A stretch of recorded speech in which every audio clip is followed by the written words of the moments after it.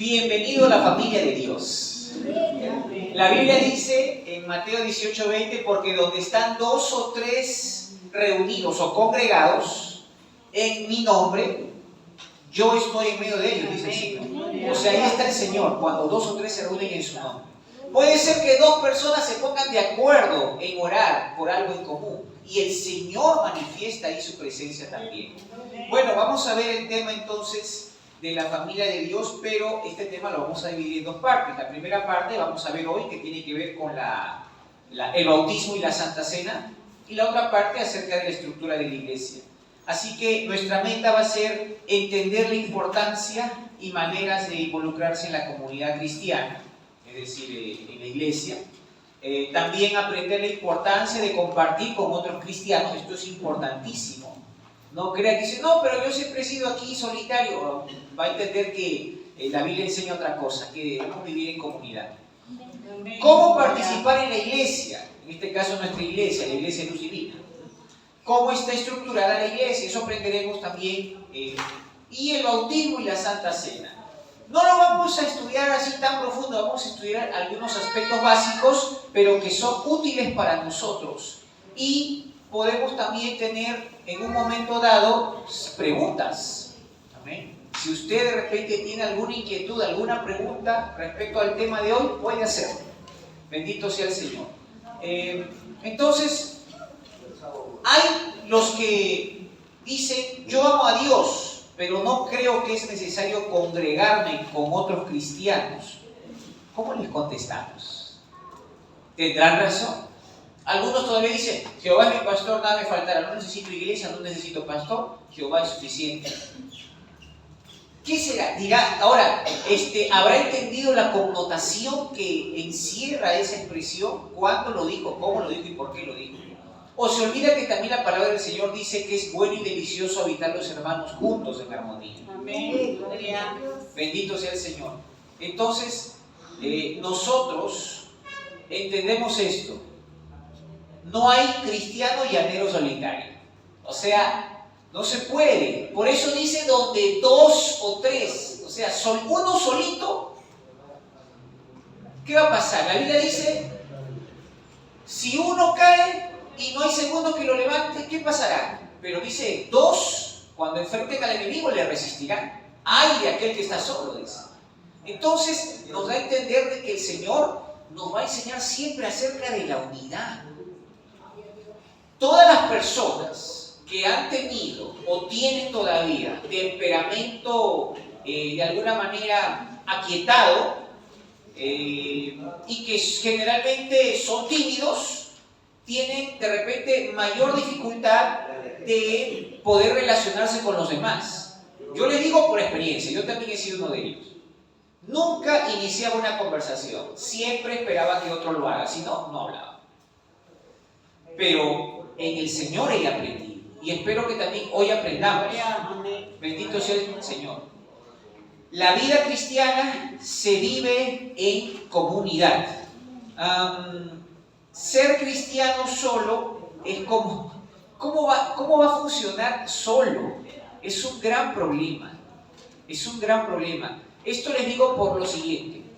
Algunas personas, quizá en algún momento dado, estuvieron en el camino del Señor, pero también fueron defraudados por personas. Hay que entender lo siguiente.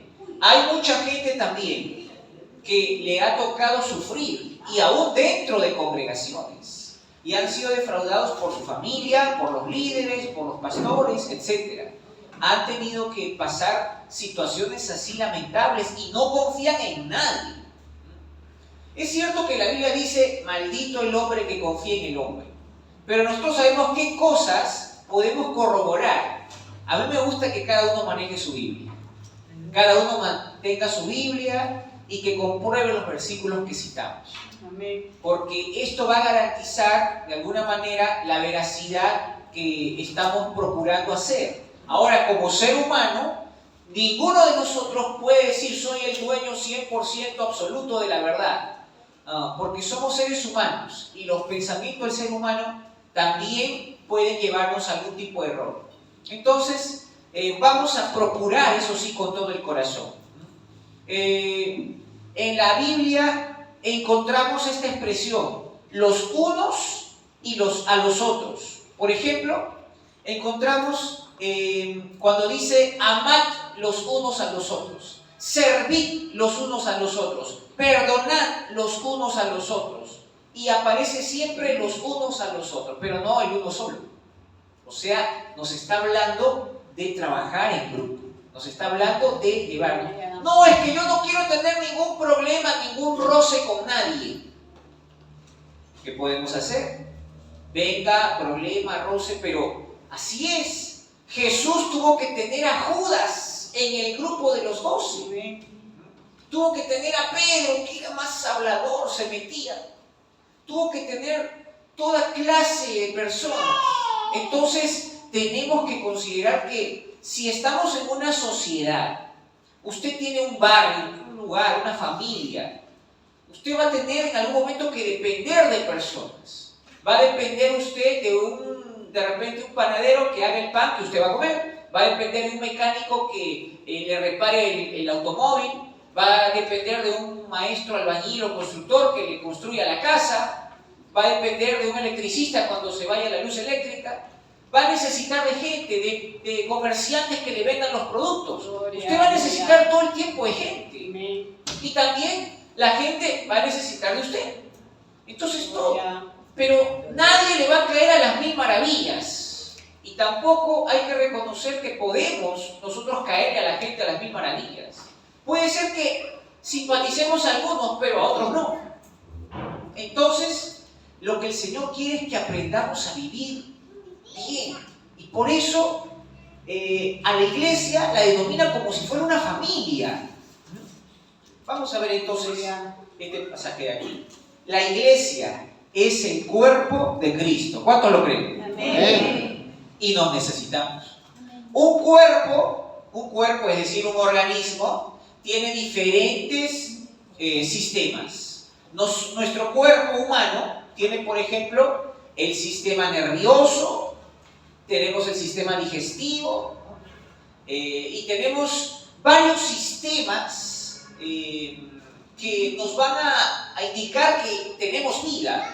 Por ejemplo, el sistema circulatorio, cuando el corazón bombea la sangre y va la sangre por nuestras venas, esa sangre nos indica que tenemos vida, los latidos que tenemos nos están indicando que hay vida.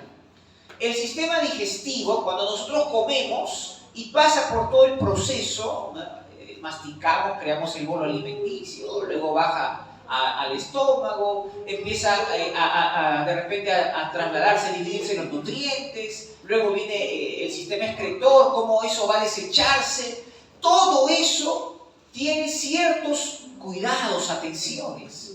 Así que, pero al fin y al cabo, todo eso genera un cuerpo. Un cuerpo tiene todo eso.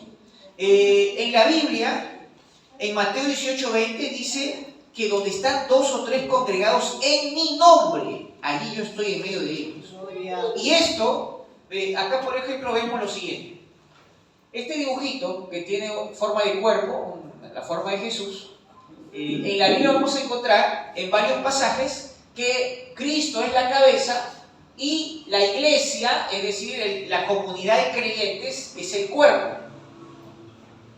Y así como el cuerpo tiene diferentes funciones, las manos tienen unas funciones, de repente el hígado tiene otra función en el cuerpo, los pies, etc. También en la iglesia hay diferentes funciones. El Señor escogió ese diseño, al Señor le plació esto. Nadie tiene por qué sentirse mayor o menor, superior o inferior en una congregación, no, sino que diferentes funciones. ¿Qué será más importante? ¿Un ojo o el páncreas? Son diferentes. A ver, quítale, dice, no, pero el ojo yo puedo ver. Pero quítale el páncreas.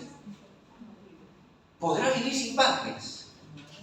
¿Cómo? Entonces, si nos ponemos a pensar, y todavía la Biblia dice esto, los miembros que pensamos que los miembros más inútiles, a esos son los que decoramos, los arreglamos y tenemos el cuidado. Y aquellos que están de repente son bastante útiles, quizás ni siquiera se ven por fuera, están por dentro. Y así también en la iglesia vamos a ver que hay personas que son discretas, pero hacen un trabajo importante. Y si la gente no se da cuenta, pero Dios sí se da cuenta.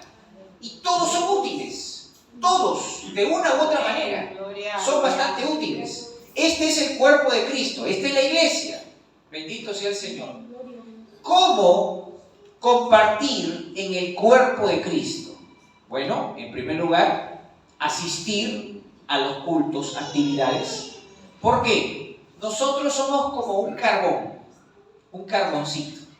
Un carbón solo se va a apagar, pero cuando juntamos los carboncitos, entre ellos se contagian el calor y enciende un buen fogón, ¿verdad? Amén. Así también es cuando estamos, porque yo sé que usted puede en su casa cantar solo, que usted puede orar solo y esto está bien, pero también llega un momento en que usted quiere cantar en coro en la congregación. Amén. Y estamos el poderoso de Israel y estamos cantando en coro. Amén. Oramos juntos, necesitamos de repente alguien que nos guíe en la oración y nosotros nos acordamos que orar por qué cosa y nos sumamos a esa oración. Amén. Entonces hacemos algo en conjunto.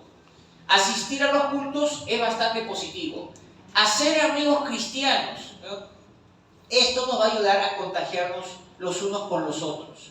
Uno sabe en qué medida puede o no, porque aquí todos somos hermanos de la iglesia, pero sepa que no todos somos amigos. De repente usted dice, oh sí, yo sé que va a la iglesia, aquel también, podemos saludarnos en la calle o en el mercado, ¿qué tal? Hermano, ¿cómo está? ¿Usted asiste a la iglesia Luz Divina? Sí, lo he visto, hermano, qué bueno, mucho gusto. Pero otra cosa es que se tengan confianza, que se visiten, que estén en casa, que sepan lo uno del otro, que se preocupen cuando estén en una situación difícil. Eso ya es una amistad. Y también en la iglesia, aparte de ser hermanos, también pueden cultivarse amistades. Y esas amistades van a hacer que también puedan ayudarse y el amor cristiano se va a evidenciar en esa situación. El servicio. Servir siempre en alguna manera. O sea, para servir al Señor. Demostramos que somos el cuerpo de Cristo cuando servimos al Señor. Tenemos que identificar cuáles son los dones y los talentos que tenemos. De repente usted no se da cuenta y alguien tendrá que decirse. Alguien le va a decir, oye hermano, usted es muy bueno para poder predicar. Usted es muy bueno para poder evangelizar. Usted es muy bueno para poder cantar. Usted es muy bueno para poder cocinar. Usted es muy bueno para hacer esto o aquello. Alguien se lo dirá. Y usted también se dará cuenta en qué área puede ser útil y servicial. Usted se dará cuenta y probará muchas cosas quizás. Y al final se dará cuenta también de que Dios le ha dado a usted habilidades, le ha dado a usted dones, le ha dado talentos el Señor. Así que, bendito sea el Señor. Hay cosas bastante básicas. Por ejemplo, arreglar sillas, poner las cosas en su lugar, ayudar a cuidar niños durante los cultos, saludar a las personas nuevas, recoger papeles después del servicio. Siempre habrá alguna cosa. Miren, aquellos que son hábiles y dicen, yo quiero llevarme todos los secadores de la iglesia. Yo sé que hay toallitas, ¿dónde están? Porque cuando voy al baño de repente no están las toallitas de tela. Y no es suficiente a veces el higiénico. Necesitamos algo de tela. ¿Dónde están? Debe estar refundido por algún lado ahí. Oh, es que están sucios, nadie se llevó a lavar. Yo quiero llevarlo. Yo quiero llevarme a lavar. Yo quiero llevar esto de aquí. Yo quiero llevar esto. Pastor, ¿cómo se llama esto que está aquí? Yo quiero llevarlo cuando está sucio para lavarlo. Quiero tener ese honor de lavar algo que es de la casa del Señor. Perfecto.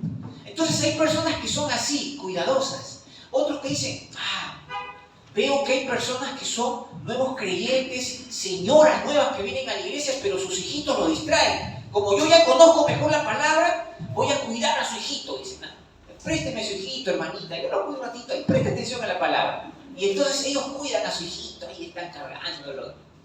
Son atentos. Otros dicen, recuerdo cuando era nuevo en la iglesia, casi nadie se me acercaba. Ya dije, uy, acá no pasa nada, creo que me voy. Hasta que una vez un hermanito se me acercó, me hizo la conversación, me cayó simpático, me dijo, Juan, ¿cómo te llamas? Nos vemos el siguiente culto, mira esto, mi nombre es tal, mira, te espero. Entonces empezamos a conversar, nos hicimos amigos. Entonces yo dije, qué importante es que cuando llegue una persona nueva, nos acerquemos, le saludemos, que estemos atentos. Que estemos atentos y podemos hablarle, podemos motivarles, invitarlos al siguiente culto. Importante, eso voy a hacer, dicen algunos. Y son buenas formas de servir, porque eso ayuda muchísimo también. Identifica la forma en que tú puedes servir. De repente alguien ensució algo, estropeó algo, lo vas a limpiar. Desde lo más básico, desde lo más básico. Recuerda lo siguiente, que Jesús lavó los pies a los discípulos para enseñarles el corazón del servicio. Tal servicio no requiere una carga formal. Oportunidades hay para ayudar si estamos buscándolas. También dar a la obra como ofrenda, seguimos. Jesús dice, donde está tu tesoro, allí estará tu corazón. Esto es otra forma, la parte financiera, porque el dinero sirve para comprar cosas, para pagar servicios, sirve de alguna manera. Entonces cuando ofrendamos, también estamos de alguna manera colaborando con las cosas de Dios. Amén. Bien, vamos a proseguir. Vamos a ver las dos ordenanzas sagradas de la Iglesia que promueve el Nuevo Testamento. Estas son el bautismo y Santa Cena. ¿Ok? Bautismo y Santa Cena. Y estos, de alguna manera, también son actos proféticos. Es decir, ya desde antes se estaba declarando estas realidades espirituales. Habían figuras que nos estaban diciendo que esto iba a ocurrir. En el Antiguo Testamento, historias y figuras que nos daban a entender acerca de esto. Y Dios sabe que los seres humanos fácilmente nos olvidamos de las realidades espirituales. Por esto el Señor instituyó dos actos proféticos que dramatizan la realidad de nuestra salvación. Estos son el bautismo y la Santa Cena. Estas son ordenanzas. En otras palabras, esto no es una opción. Esto es un mandamiento para los creyentes. Esto no es una opción, esto es un mandamiento realmente. Son ordenanzas. Ordenanza significa órdenes. Bendito sea el Señor. Y vamos a ver, en primer lugar, el bautismo en agua. Bien, el bautismo en agua. Comenzamos aquí. El bautismo en agua nos va a identificar como seguidores de Jesús. No significa de que una persona cuando se vaya a bautizar, que esté limpio, puro, santo y sin pecado. El ser humano comete siempre errores, siempre va a pecar. Hasta el día de su muerte quizás también va a estar pecando. El detalle está es que el pecado no lo domina, no gobierna sobre él. Y sabe también que cuando comete una falta, un error, sabe cómo arrepentirse y cómo pedir perdón a Dios. Entonces, el pecado va a estar allí. Todo. Ahora, como les digo, una cosa es pecar y otra cosa es practicar el pecado.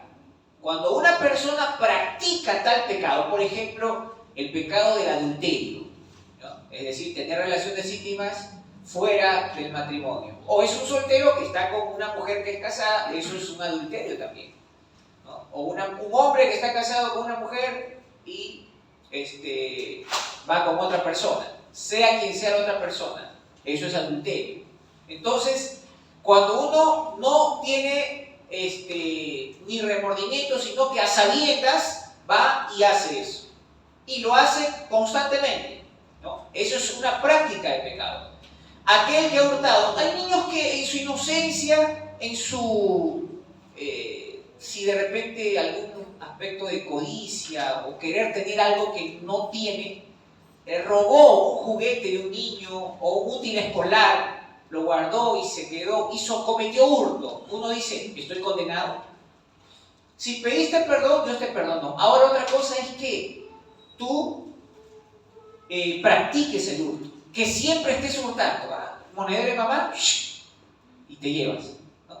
Alguna cosa, vas de visita a la tía y por ahí, vas a jugar con los vecinos y por ahí, y en la escuela, llevándose los lápices, alguna cosa.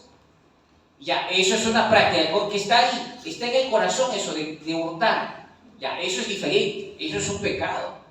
Y la Biblia dice que los ladrones no entrarán al reino de los cielos. Amén. Entonces, ya estas son cosas diferentes cuando uno practica. Ahora, si uno cae en una tentación, pero no practica eso, entonces sabe de que cometió ese error, entonces uno le pide perdón a Dios y Dios le va a perdonar. Ahora, Dios también puede libertar a aquella persona que está atada a algún tipo de vicio o alguna cosa que no le deja estar en paz. Dice, yo quiero cambiar, pero no puedo. Porque, valgan verdades, en la Biblia, en el libro de Gálatas, capítulo 5, dice, manifiestas son las obras de la carne. Y empieza a decir un montón de cosas. Y entre ellos dice, hechicería, brujería, lascivia, borrachera, adulterio, fornicación y un montón de pecados. Y dice, los que practican tales cosas no heredarán el reino de Dios. Y uno dice, uy, y si de repente en esa lista hay algo que uno de repente está cometiendo constantemente, eso debe llamar nuestra atención. Entonces, ¿cómo hacemos? Tenemos que identificarnos con Jesús. ¿De qué manera? A través del bautismo. El bautismo es una declaración pública o un testimonio público de nuestra fe. De lo que en algún momento creímos y vivimos, aquello que tenemos en el corazón, algún momento nosotros escuchamos la palabra de Dios, presta atención, oímos la palabra de Dios, nos arrepentimos de nuestros pecados y hicimos a Jesús el Señor de nuestras vidas. Y estamos viviendo para Él y queremos saber de Él, y oramos y aprendemos de Él y buscamos de Él. Es decir, tenemos una relación con el Señor. Esa experiencia de que Jesús vive en ti, ahora se va a manifestar exteriormente a través del bautismo. El bautismo es una experiencia que difícilmente se puede olvidar. El bautismo no se olvida. Es nuestro compromiso con Cristo. Mire, bendito sea el Señor. ¿Qué es lo que representa el bautismo? El bautismo va a representar la muerte, sepultura y resurrección de nuestro Señor Jesucristo. ¿Qué cosa es lo que muere? En el caso, así como Jesús murió, ¿verdad? Fue sepultado y luego resucitó, el creyente también va a morir a su yo, a su viejo yo, a su vieja naturaleza.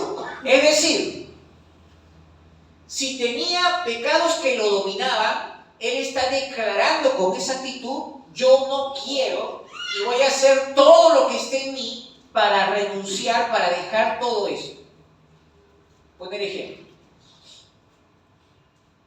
Yo hablaba malas palabras antes.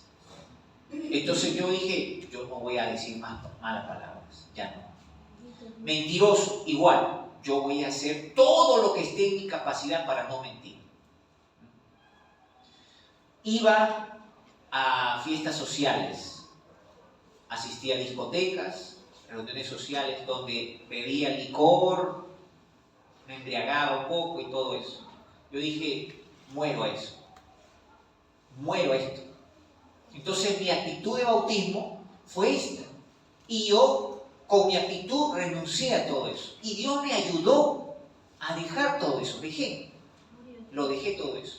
Entonces mi deleite ya no estaba en el licor, ya no estaba en los bailes, ya no estaba en las mentiras, sino mi deleite ya estaba en Dios. Bendito sea el Señor. Entonces, la persona antigua quedó sepultada. Esa es la actitud que tenemos nosotros cuando nos arrepentimos. Señor, he llevado una vida lejos de ti, no te he tomado en cuenta en mis decisiones, ahora sí quiero vivir para ti. Me arrepiento de mis pecados, porque yo decía, ¿cuánto daño puede generar? Si solamente, a veces yo llegaba de madrugada a la casa. Mi mamá sufría. Y ahora, póngase a pensar, los pecados que nosotros hemos cometido, ¿a cuánta gente ha afectado? ¿A cuánta gente ha afectado? Una de las cosas que a mí me conmovió mucho fue esto, que unos familiares, ¿no?, estuvieron un día por la avenida y pasó un hombre manejando un carro ebrio y los invistió a toda la familia. Resultado, un muerto, 3 heridos. Los heridos no podían estar sepultando al hijo muerto, porque estaban graves, inconscientes, estaban muy mal. Entonces yo dije, oh no, si este hombre estuvo así, ebrio, ¿y qué tal si yo algún día también me pongo ebrio? ¿Qué haré? De repente no voy a esperar hasta que ocurra una locura, que haga alguna cosa que me lleve a la cárcel o algo así. No podría vivir en mi conciencia con matar a alguien. No, eso está mal. Yo no quiero, porque a veces decimos esto, no, todo está controlado, mira que un poquito ahí nomás para la sed y esto de acá. Pero después sabemos que no podemos manejarlo. Por eso, pruébalo pues. Un par de mesecitos. A ver, limpio, sin una gota de alcohol. Vamos. Y muchas veces no lo cumple. No, eso. Igual, las drogas, las mentiras. Una vez le dije a un joven, a ver, 15 días sin Facebook. Hace años, cuando era lo único, ahora hay muchas redes sociales. Era prácticamente lo único que más había. 15 días, no, pastor, dijo, no. Yo sabía que todos los días estaba ahí. Todos los días. Ahí. Entonces, nosotros nos conocemos y sabemos que necesitamos. Cuando venimos al bautismo, lo que va a ocurrir es que nos identificamos con Cristo en su muerte, porque nuestros pecados, aquí, nosotros morimos a nuestra vieja naturaleza. Luego, cuando nos sepultan en el agua, también esto simboliza que nuestros pecados son cubiertos, son sepultados. Amén. Cuando nos levantan del agua, simboliza que hemos resucitado para una nueva vida. Entonces, esa experiencia de la muerte, sepultura y resurrección la tenemos en el bautismo. Amén. No significa que una vez que estás bautizado eres limpio y nunca más cometes pecados. No es cierto. Hasta ahora cometemos pecados, pero el pecado no nos domina. Esa es la diferencia. Que luchamos contra eso. Tenemos el poder para luchar contra eso. Amén. Entonces, bendito sea el Señor. También hay que reconocer esto, que la palabra bautismo, en su origen, esta palabra significa sumergir. O sea, porque vamos a escuchar acerca de otras formas y en algún momento les voy a explicar, pero sumergir un cuerpo hasta quedar completamente cubierto. Entonces, desde su origen de palabra significa sumergir el bautismo, cubrir. Y, bendito sea el Señor, tiene comparaciones bíblicas. Y acá les voy a mostrar. Gloria al Señor. Tiene algunas comparaciones bíblicas. Por ejemplo, ¿se acuerdan ustedes de el arca de Noé? ¿No? El diluvio vino y con el diluvio se cubrió la tierra y el arca. ¿Se acuerda del cruce del Mar Rojo? Aquí hay un dibujito. Perdón. Aquí hay un dibujito. El agua también estaba cubriendo. Aquí está Jesús con Juan el Bautista. Juan el Bautista lo está cubriendo a Jesús del agua. Por eso, en la Biblia, cuando encontramos esta expresión, y Juan bautizaba en el Jordán, o sea, en el río Jordán, porque había muchas aguas. O sea, muchas aguas para cubrir totalmente el cuerpo. Totalmente. O sea, este dibujito que ven aquí ahora, perdón. Este dibujito acá solamente está echando agüita en la cabeza. ¿Ah? Entonces, es algo diferente. Cuando una persona es bautizada, por ejemplo, uno dice, ¿tengo que estar de blanco? No es una obligación. En Hechos capítulo 2, cuando creyeron como 3.000 personas en el día de Pentecostés, ese mismo día se añadieron a la iglesia y fueron bautizadas esas personas. Pero hay una diferencia. Estas personas, los judíos, desde niñitos conocían las Escrituras. Porque nosotros nos dirán, o sea que yo puedo creer en el Señor e inmediatamente me bautizan. Pueden haber algunas excepciones, pero hay que reconocer que es bueno que uno conozca las Escrituras. O sea, tienes que saber por qué te estás bautizando. O sea que no es algo, un capricho o algo así, sino que realmente tú te estás identificando con Cristo. En su muerte, sepultura y resurrección, te identificas con el Señor. Tú quieres, estás diciendo con el bautismo que tú quieres tener una vida nueva, una vida diferente, que quieres seguir los pasos de Jesús. Eso estás diciendo. Bendito sea el Señor. Entonces, la palabra bautizo en el griego del Nuevo Testamento significa sumergirse, empaparse, saturarse. Simboliza entrega total con Jesús. Se confía a los brazos del bautista. Representa limpieza total en Jesús. Y están las comparaciones del arca de Noé y el pase del Mar Rojo. Gloria al Señor. Ahora, la pregunta es esta. ¿Es necesario bautizarme si ya me bauticé cuando niño? Bien, buena pregunta. ¿Por qué? Porque hay un pasaje en la Biblia que dice un solo bautismo. Ese pasaje lo dice la Biblia, ¿ok? Pero está hablando de un bautismo, cuando la persona se arrepiente de sus pecados y reconoce a Jesús como el Hijo de Dios, su Salvador y Señor. Entonces, si un niño, por ejemplo aquí un bebé, este bebé no tiene la capacidad de arrepentirse, no puede arrepentirse. Entonces, esto de aquí lo que a este bebé lo han forzado, él no puede decir aquí, lo han forzado a un bautismo así tradicional, ¿no? Pero lo que el Señor, ¿por qué Jesús recién a los 30 años se bautizó? Imagínense. Si no, Jesús hubiera bautizado también de bebé. Pero no es así. Lo que sí hay en la Biblia es que al 8º día de su nacimiento lo llevaron al templo José y María, dice el libro de Mateo.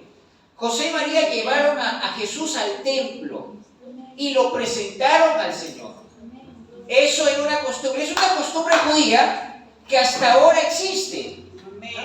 Y también las iglesias cristianas lo practican a veces, pero eso, tengan que saber esto, que eso no es una obligación. Por ejemplo, si hay un bebé que nace en la iglesia, algunos quieren presentarlo al Señor y hacemos una pequeña ceremonia y lo presentamos.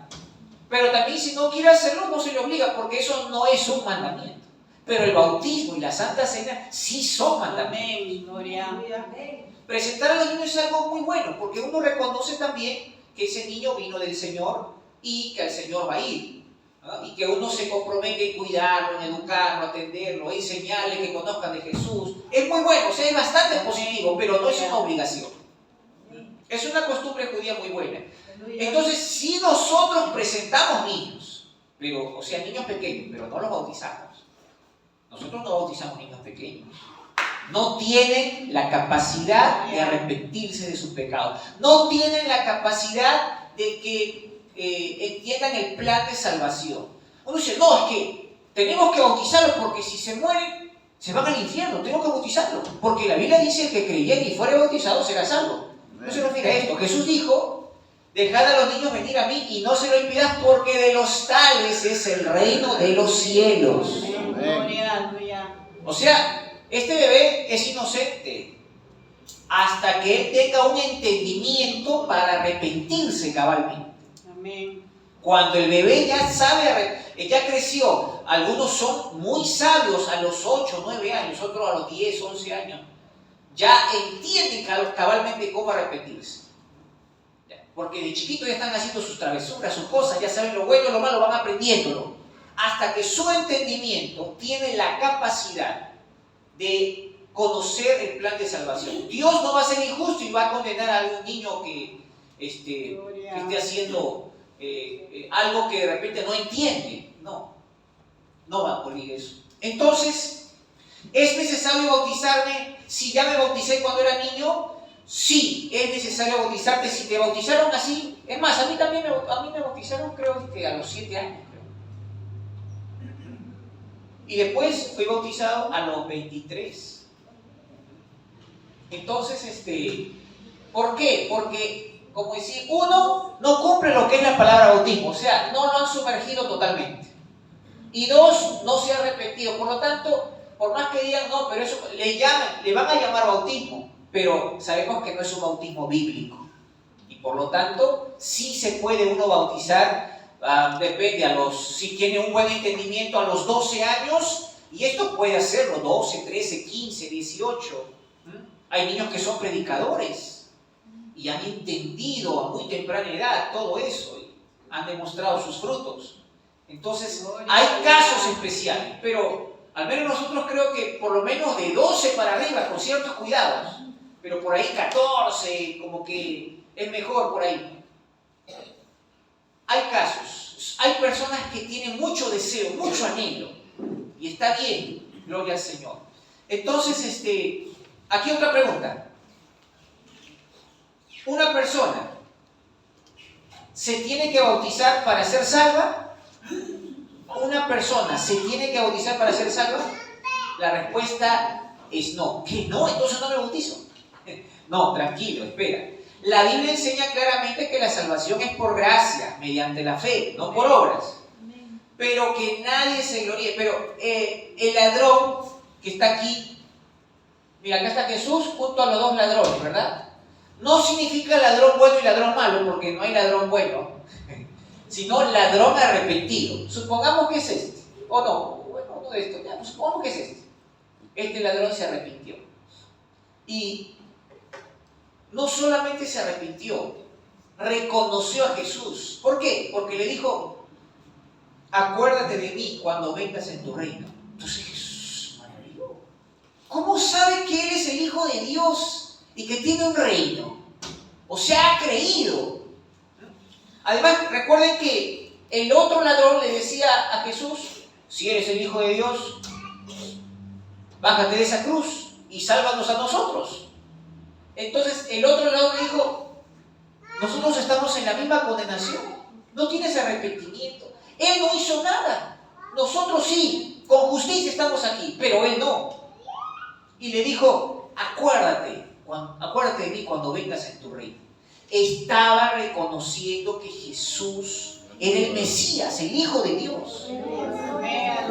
O sea, y su actitud era de arrepentimiento. Por eso Jesús le dijo, de cierto te digo, que hoy mismo estarás conmigo en el paraíso. Una cosa cuando le dice hoy mismo significa que ese día iba a morir. Porque algunos en la cruz demoraban más de un día ahí agonizando, pero en este caso le dijo que iba a morir. De cierto te digo que hoy mismo, o sea, ¿cómo lo salvó? ¿En qué momento se bautizó él? No pudo bautizarse, no pudo. Era una situación especial, no pudo bautizarse. Pero la idea es que si nosotros, como dice la Biblia, al que sabe hacer lo bueno y no lo hace, le es pecado, si nosotros podemos hacerlo, entonces adelante, maravilloso. No esperemos eso. No esperemos que nos venga algún mal. 2 testimonios cortos, pequeñitos, rápido para que entiendan eso.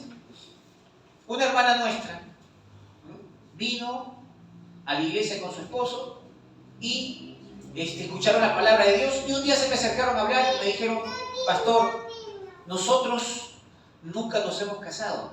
Yo nunca les exigí nada. Nunca nos hemos casado. Y queremos bautizarnos también. Y yo le dije, sí. ¿Y cuántos años llevan ustedes juntos? Uy, como 50 años juntos más. Tenemos 10 hijos, 20 nietos, tenemos bisnietos. Santo Padre, dije yo. Pero la hermanita se veía ya. Estado de salud no muy bueno. Muy bien, ¿quieren casarse? Averigüen todo eso. El hermano fue a su tierra. ¿Qué le dijeron en su tierra? Que la municipalidad se había incendiado y su partida se había incendiado. Y yo tuve que ir con él a la reunión explicando el caso porque él no tenía tanta facilidad de hablar. Total, para resumir la historia, con esfuerzo se casaron. Civil y aquí se casaron religiosos en la iglesia. Estuvieron los 20 nietos, estuvieron los 5 nietos, estuvieron los 10 hijos aquí. Con toda su familia llenaron la iglesia. ¿Y saben qué pasó? Luego están casados, dice, pastor, ahora ya estamos casados, queremos bautizarnos también. Y entonces yo, está bien. Entonces yo le dije, voy a hablar con tu familia, porque tú estás mal. Ella se veía que estaba mal de los pulmones.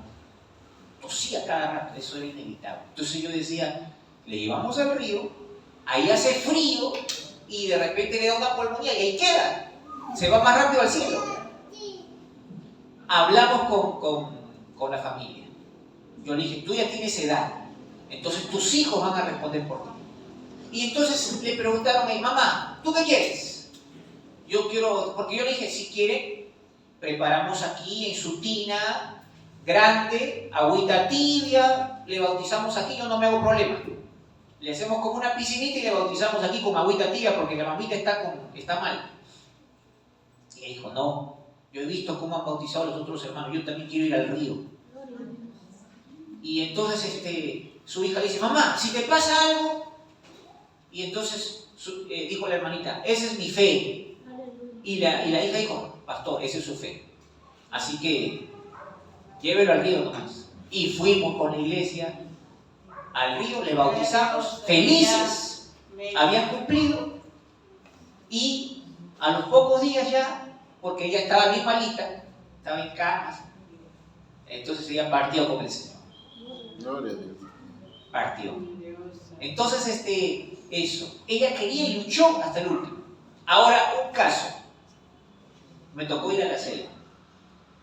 Y la pastora, la esposa del pastor que estaba allí, me dice, pastor, a mi papá lo he traído, está muy mal, está muy grave. Y como aquí está la casa, al costado está la iglesia, él escucha toda la palabra, escucha todo esto, él se ha arrepentido, se ha entregado a Cristo.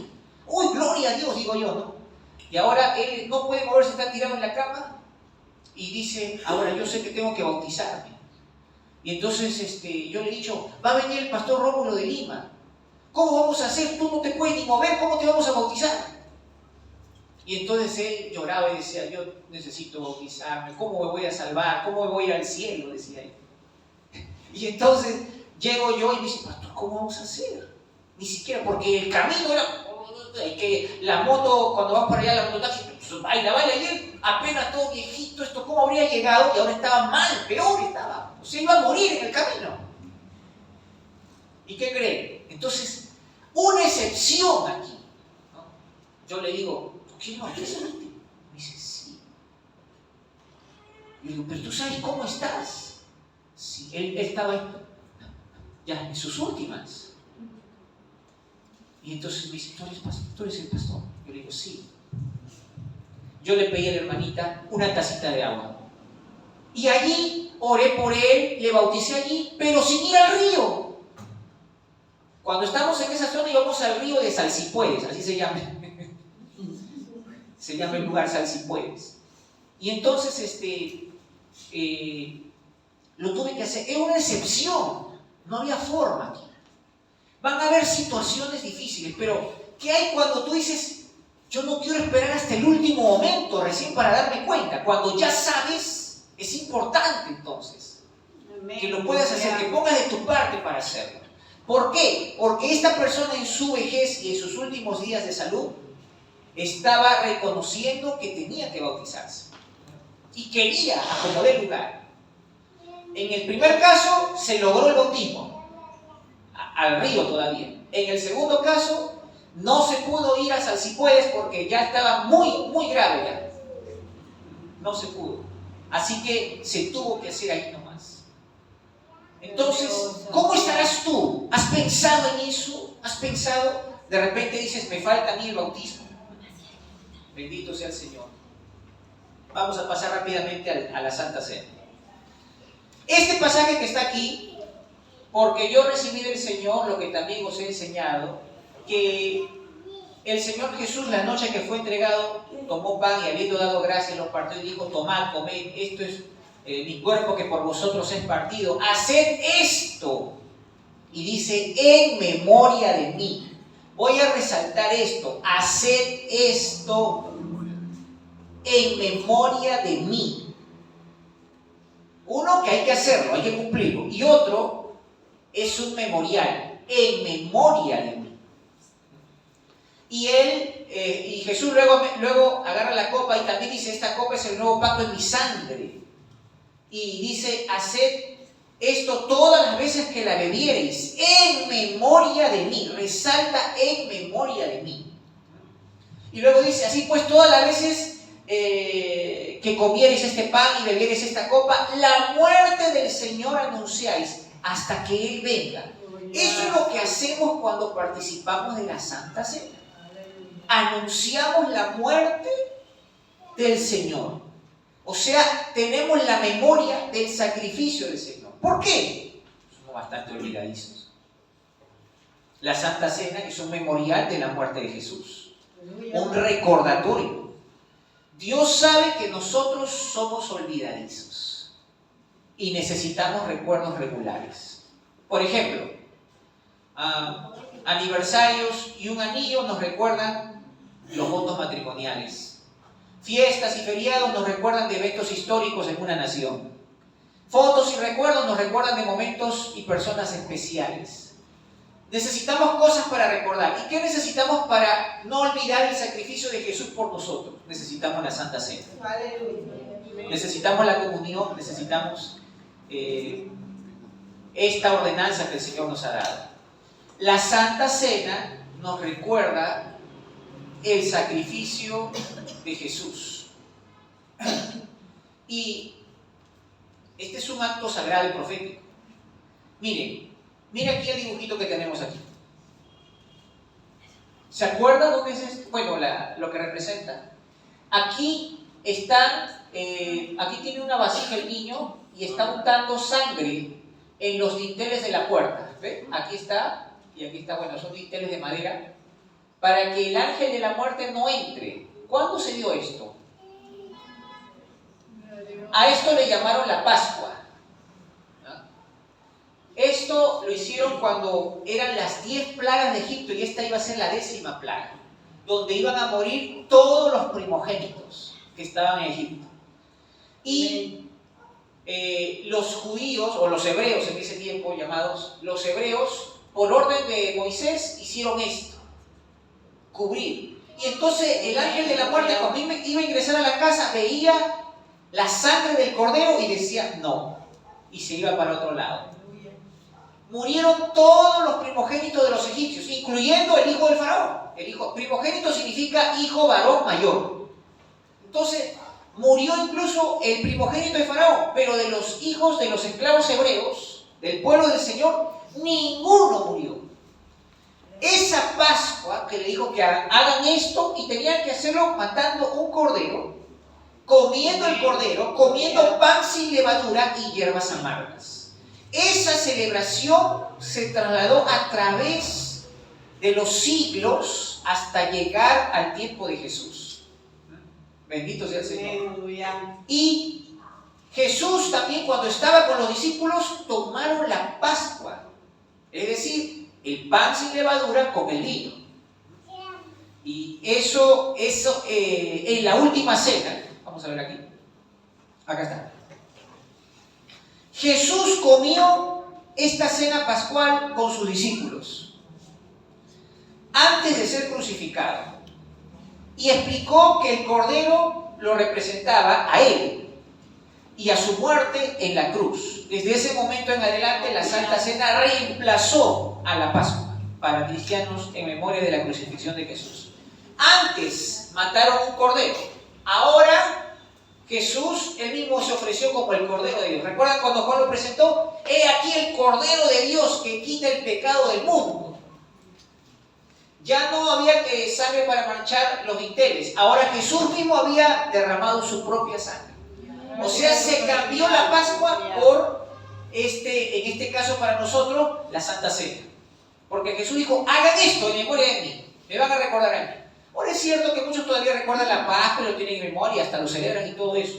Pero también hay que reconocer que Jesús nos enseña a través de la Santa Cena que tengamos en memoria su crucifixión. Recuerda cada vez que cometes pecados que por la sangre de Jesucristo hemos sido limpiados de esos pecados. Amén. Amén, aleluya. No es un juego, no es un cuento tomar la cena cuando me da la gana. O no voy a hacer una cena más, ya esto es una costumbre. No es un juego eso. La Santa Cena es una reafirmación de nuestra fe en Jesús. Bendito sea el Señor.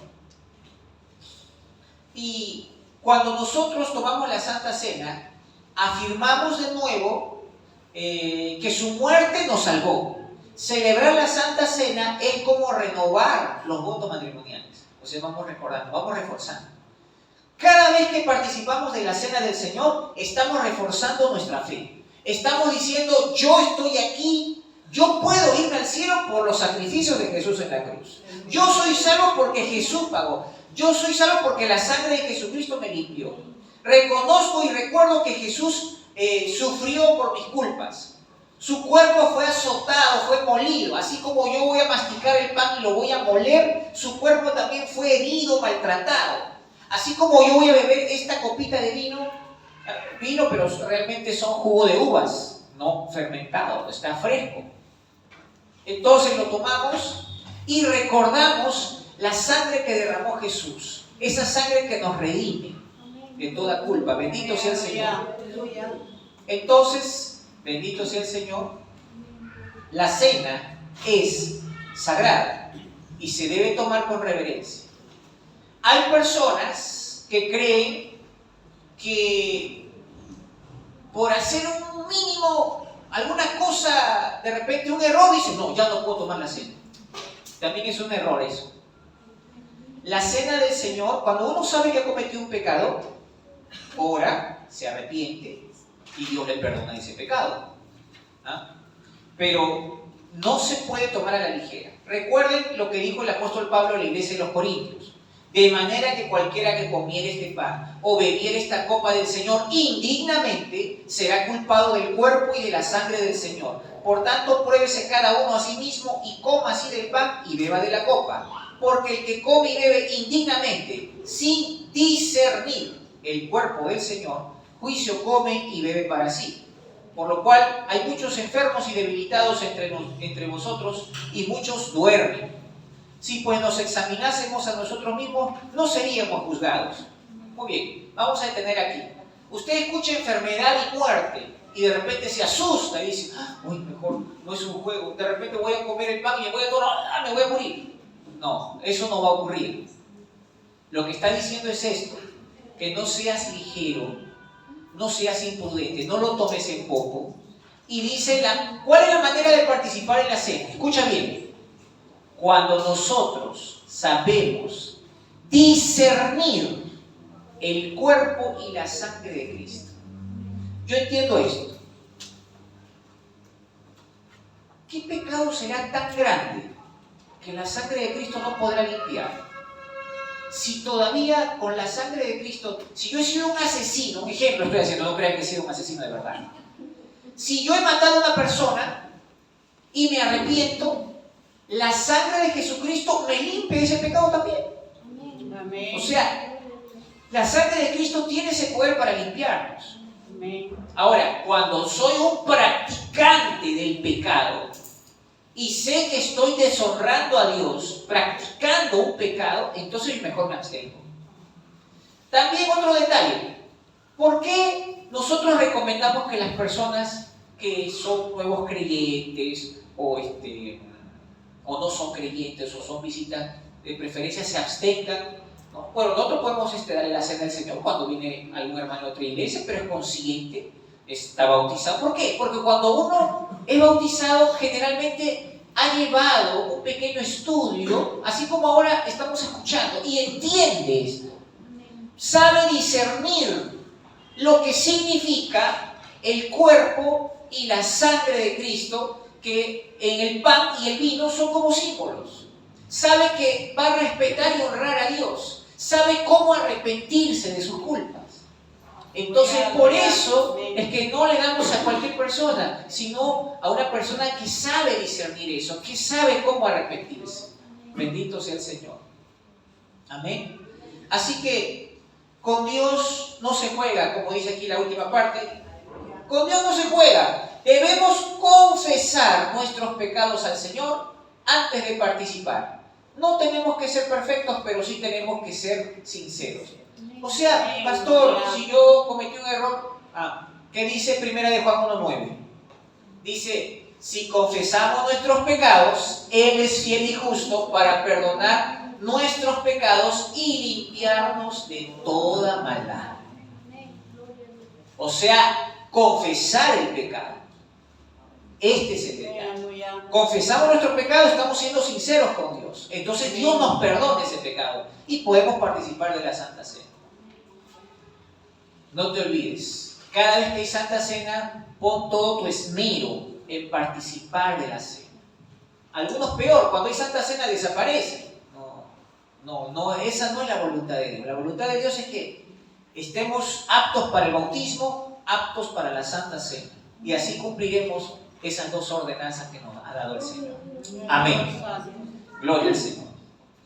Bueno, la siguiente semana estaremos llevando a cabo el tema de cómo es la estructura de la iglesia, cómo funciona la iglesia, cómo funciona, vamos a hablar de los cultos, vamos a hablar de los programas de la iglesia, vamos a hablar de